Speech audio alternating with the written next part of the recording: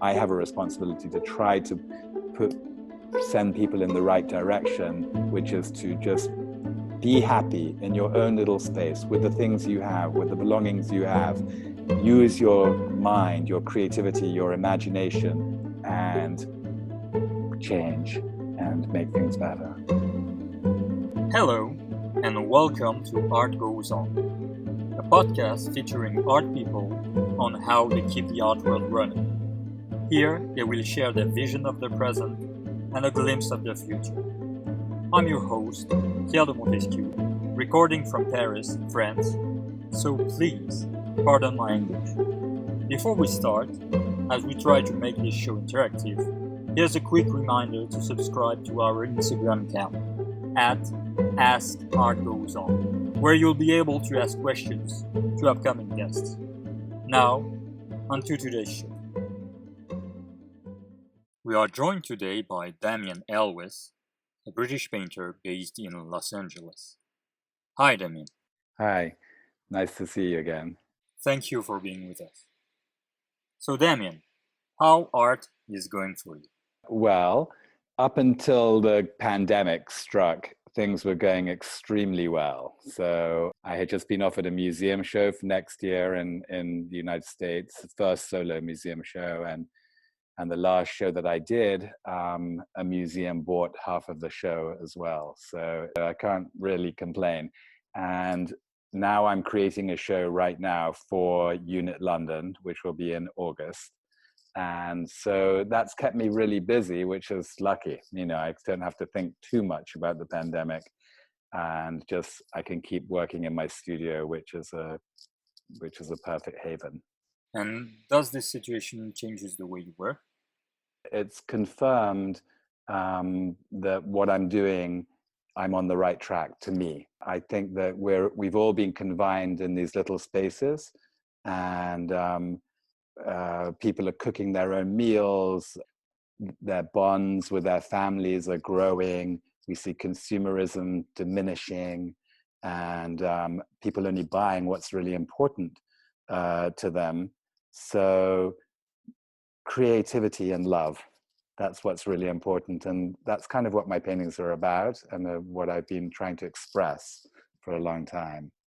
And so I focus on artists, on painters and sculptors, but there are so many other kinds of artists out there. In fact, everybody is really creative, but we see, you know, dancers and musicians and comedians performing in their own space. And art creates a bond through all of humanity. And for me, focusing on the artist studio is exactly that. Is I'm focusing on this, you know, one person who is at a time, one person who is in their own little space, who is trying to create things that that can have an impact on the world, can change things. Because the coronavirus shows us that things are pretty bad. You know, that the way we were going, the way things were heading, humans have a lot of potential. But we have the potential also to be greedy, to be bad, to be destructive, to make wars, to kill people, to do all that.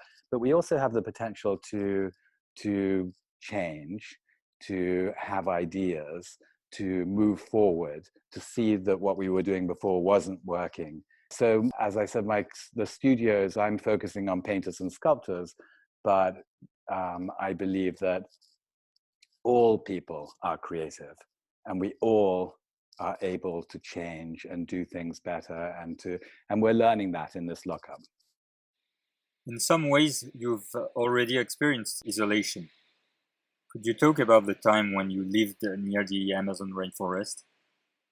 Yes, I have a beautiful studio in Colombia, and I spent 7 years there with my wife. Our first little baby, our little girl, lived 3 years there. And the reason that I chose to live there was because I was very worried about what was going on in the world as far as the destruction of the rainforest.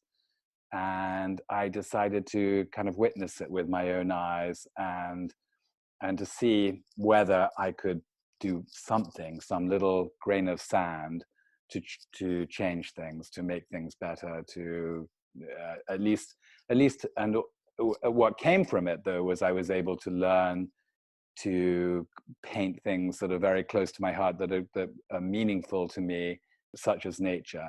And I had 7 years of not having to struggle with rent or mortgage or all of the bureaucracy of the modern world, to just purely every day just be able to focus on painting and to learn to paint better, to paint the nature in a better way.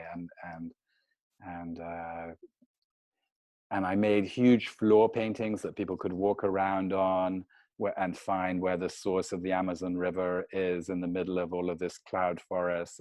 So these very beautiful places that transport people into other worlds, to take people into a completely different place than they are used to. And I think that prepared me very well for painting the studios when I came back from Colombia. But you're right. I mean, living there was so isolated that this is so easy for us because we had a lot of practice. I couldn't cook even before I went to Colombia. Now I love to cook, we take it in turns in the kitchen, but I love to cook. And because I had so much time there, I was able to read every book that I ever wanted to read before. I never had that time before. Time very much slowed down, and each day lasted so long because we weren't bombarded by TV and news and commercials and everything else that takes time from our life, bureaucracy and all of that. We had so much time each day. And so I was able to make paintings that I would never have been able to do back in Los Angeles or London, that were altruistic, about things that I really, really cared about. Enormous paintings where you could walk around inside the paintings, circular paintings, floor paintings, 360-degree paintings of nature. And we could live there for about $15,000 a year, and then once a year go and sell a few paintings in London or Los Angeles and go back and live there again. And so without all of that pressure, I highly recommend that to young artists. I really do, because to get away from all the pressure and not think about galleries and all of that structure, and to just paint, just to get better at painting. That was the objective too. And is it comparable with what we are living today? Yes, it's very comparable, because we're now all of us are kind of put into our spaces, which is our studio, and we all have to think about doing things in a different way than before. And we're learning so much. And we're expressing ourselves, we're creating, we're listening to our spouses, to our family, to our children. We're communicating with the people that we love and telling them how much we care about them. All of these are really incredible. And look at nature outside. Nature is happy. It's coming back together. The sky is clean. The birds are singing. The whales and the dolphins and the sharks don't have to worry about getting a harpoon in the back of their neck. I just hope that things change a little bit after all of this time that we've spent thinking about these things. Are you in contact with the other artists? And if so, how are they living the situation? Yeah, I do, and they're being just as creative as I am right now. I think for artists, we're lucky. We don't depend on an office. We don't depend on any kind of structure. We can just do what we're doing in our space, and I think that this is a very creative time. I think that fantastic things are going to come from this in the art world, and changes as well. I think that people do want positive messages. They do want beauty. We were seeing that already. I mean, I think that's why my painting career has gone so well in the last few years, is because the millennials didn't want pictures of death and destruction that they're seeing and hearing every day anyway. They want to be surrounded by beauty, by the world, by nature, by all these things that are so beautiful we see around us. What is one of the most memorable studio practice you have witnessed? Lately, Alex Katz, I just painted his studio. I went there, I visited him, and it probably wasn't a very good moment but he let me come and see, and which was really fantastic. But I could see that he was in a little bit of a dilemma about the paintings that he'd done the day before. But let me just say that I have learned so much from watching him paint, and it is absolutely incredible. So he paints completely differently to the way I paint. He starts with the background, everything in the background, and then comes forward. And he paints with huge brushes. And he makes these gigantic paintings that we admire in 5-6 hours in an afternoon. There's a lot of preparation, there's drawing, there's thinking, there's how he's going to do it. But he's become such a master at making a painting in the fewest amount of brushstrokes that he can, and that is just phenomenal to watch. I'm blown away by how incredibly good he is with a brush, and how concise, and so there's no wasted effort at all. And he is so physically fit in his 90s. He's running. He does push-ups every morning. I don't know how many, but a lot. He does sit-ups. And then that's why he's able to do what he does. I've been focusing on some of the older contemporary art, my contemporaries, in the last few years, because they may not be with us forever.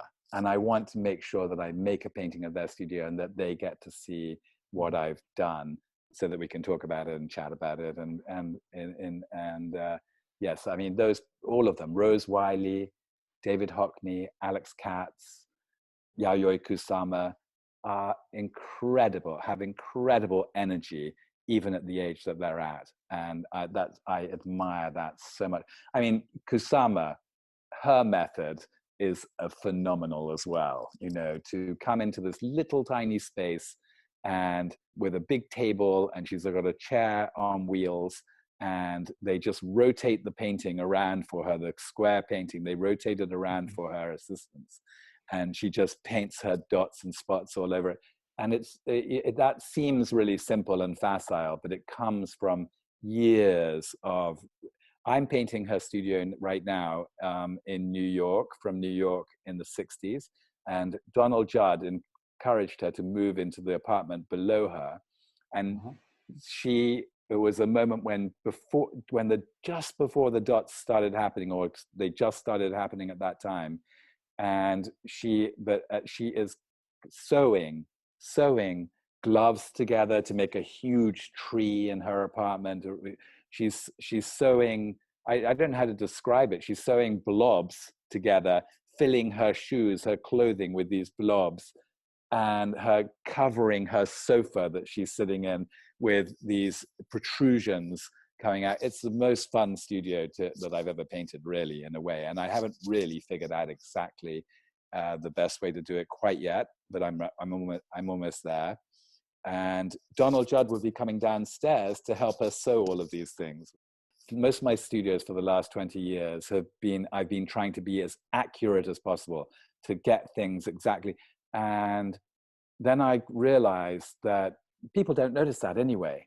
So it's okay to use my imagination as well to try to paint studios of artists like Gauguin or Hilma af Klint, where we're not exactly sure what was going on, what was happening. I'd love to paint Leonardo, but that's so little information to go on.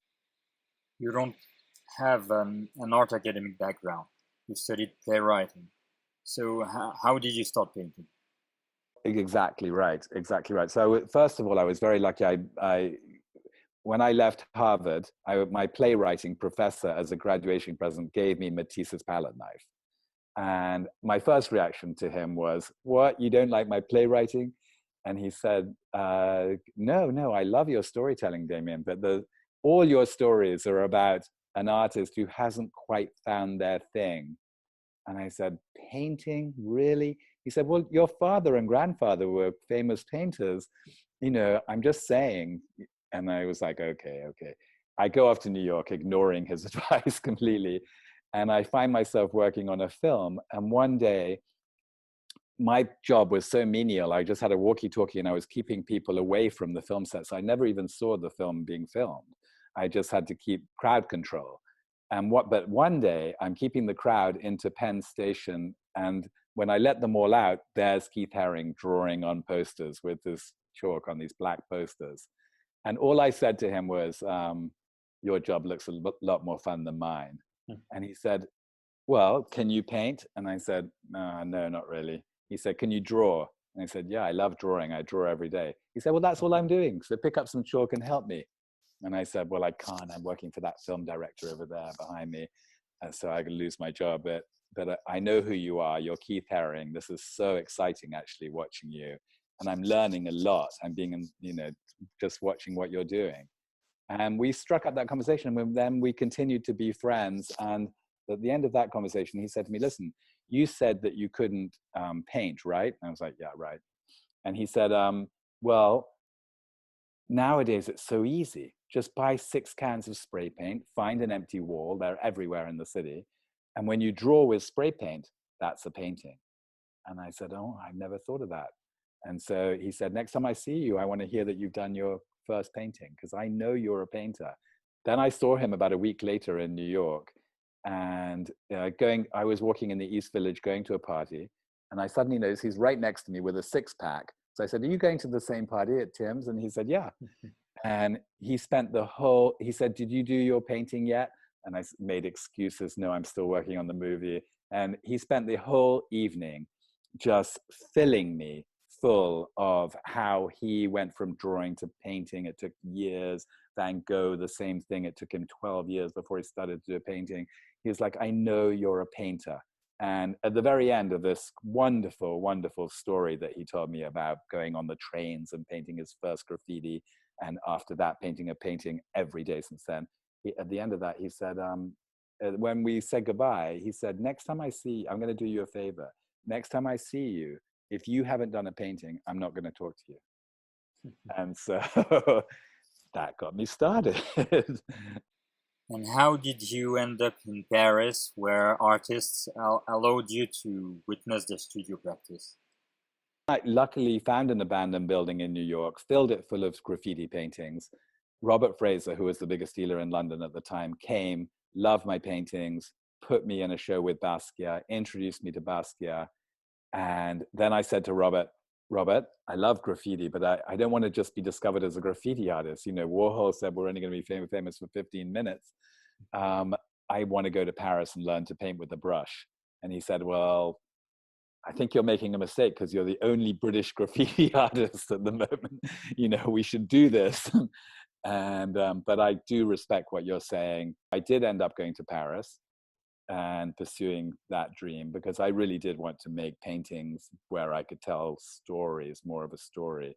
And the graffiti is very immediate, but it's hard to tell a story with graffiti. So I went to Paris, and the first thing I did is I went to the Bateau Lavoie, because I knew that's where Picasso's studio was, and it didn't exist anymore. It's just the tourists go there, there's nothing to see.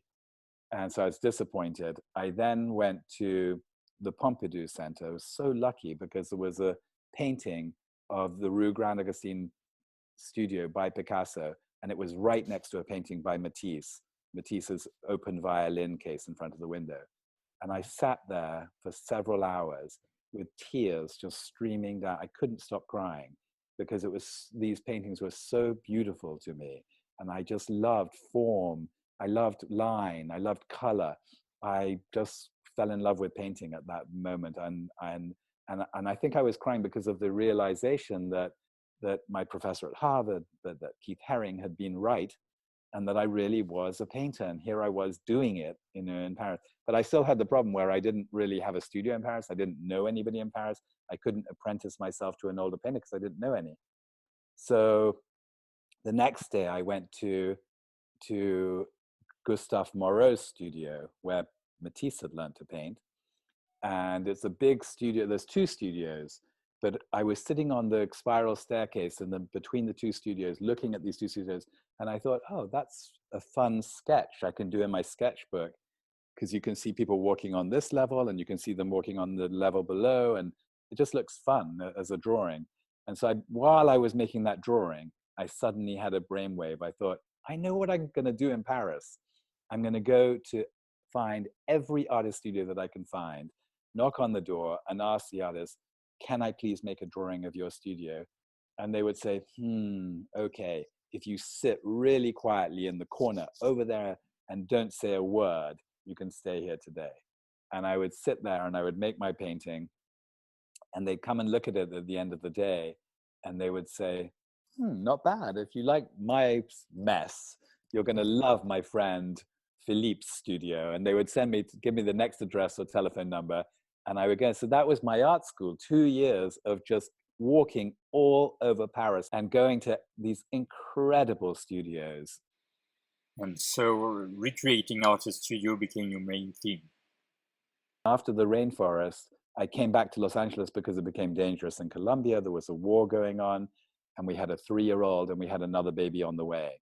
So we scheduled to come and have the baby in Los Angeles, do an exhibition there at the same time to make some money. And we ended up living in Los Angeles at that time. And it was that was the year 2000. And while we were in Colombia, we had no telephones, no internet, no anything. But the internet had just been invented actually while we were there in the 90s. And so when I got back to Los Angeles, one of the first things that I was wondering, what am I going to paint? I don't want to paint swimming pools like my friend David. What am I going to paint here? I don't like cars. I don't like airplanes. So I bought a computer, and I saw, oh, Google, how interesting. You can find out anything, see anything. So I put in, first thing I Googled was Picasso's Bateau Lavoie studio.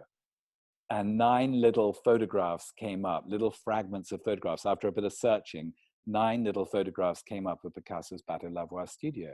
And they're just fragments, some of these photographs. And so it's very hard to figure out what the studio looked like. And I don't think anybody knows what the studio looked like since Picasso's time. But I played with these, I drew from them, and suddenly I realized in one of the photographs there was a hand of one of the demoiselles.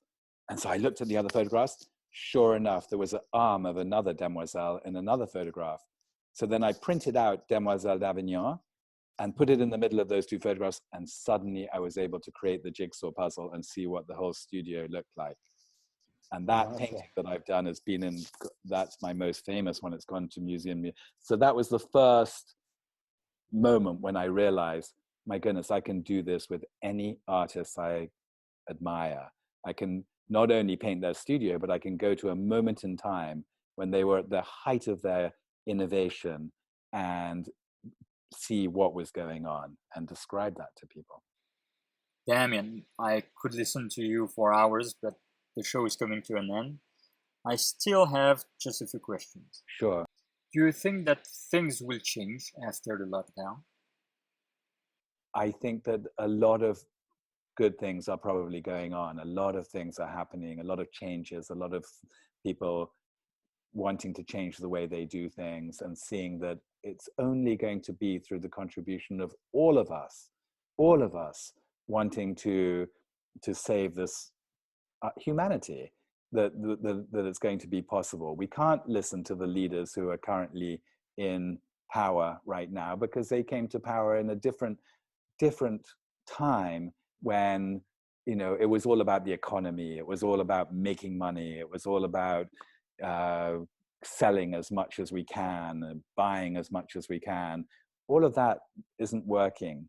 And I think it's what's really led us to this place. And I think it was not only predictable, but I think a lot of people, artists included, saw this a long time before this happened, before this calamity. And I think the calamities could be much worse, could easily be much worse, and are worse. And we're going to be facing grave situation in 50, 100 years, if we survive that long, if we don't change. And I think that artists can lead the way into pointing people in the right direction. And that's what I've been hoping to do with my paintings for the last 15, 20 years is to point people in the right, instead of painting about destruction and war. And we know death is a part of life. It's interesting to look at paintings about death. It is. But I also think that we need to have a responsibility, or I have a responsibility. I can't talk for anybody else. I have a responsibility to try to send people in the right direction, which is to just be happy in your own little space with the things you have, with the belongings you have. Use your mind, your creativity, your imagination, and change and make things better. Now I have a question from our web community. And Jeff wants to know if you remember a specific moment when you felt you found your voice as an artist. After the meeting with Keith Haring, I was very lucky, so lucky. Keith Haring said, find an empty wall somewhere in the city. Not a few days later, Sidney Lumet, the director I was working for, calls me and says, you have the keys to my office, right? And I said, yes. And he said, okay, I need you to be there all weekend because unfortunately I'm losing that beautiful brownstone on the west side. It's going to be knocked down and they're going to put a huge building in place of it. But I need you to be there all weekend and help the movers get everything from my office and move it to 57th Street where I'm moving. And so I did that. And at the end of the weekend, I suddenly realized I have the key to a building, And so I have 100 empty walls. And so I went there and I started spray painting. I was with Sidney Lumet's daughter, Jenny Lumet. She came with me. She got bored in about half an hour. I was having the best time of my life. And she left. And I went on painting, but I didn't know in those days that with spray painting, you have to put a mask on and so I passed out from the fumes. And I woke up a few moments later. I'm not sure how long I was out, but when I woke up, I had to live and I felt my nose was completely blocked and I blew as hard as I could into my hand. And a spiral of plastic colors came out into my hand. I've never seen anything like it. And I thought at that moment, oh my God, I'm dead. I've killed myself the first day of painting.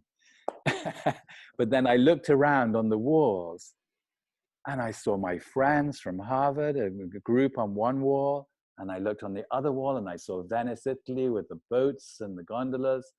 And I looked on another wall and it was the New York City skyline. And I suddenly realized, my God, I did all this. This is my imagination. I can't believe it. I'm a painter. I love this.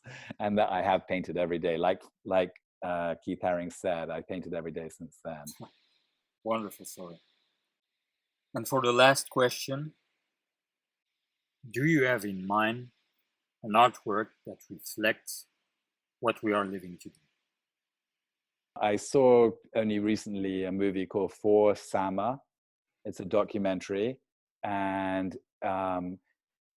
it did what only great art can do, and that it moved me so much from the beginning to the end. It was a roller coaster of feelings, of thoughts, and I think the movie is very, very pertinent to what we're going through. It actually makes what we're going through seem okay, which is amazing because it's not okay. But it's just so much worse what they were going through. But it's a love story between a man and a woman. He's the doctor, the head doctor in a hospital in Aleppo, and she's a young journalist. And they fall in love, and she gets pregnant. And she takes her camera and she starts filming herself in the mirror, talking to her baby.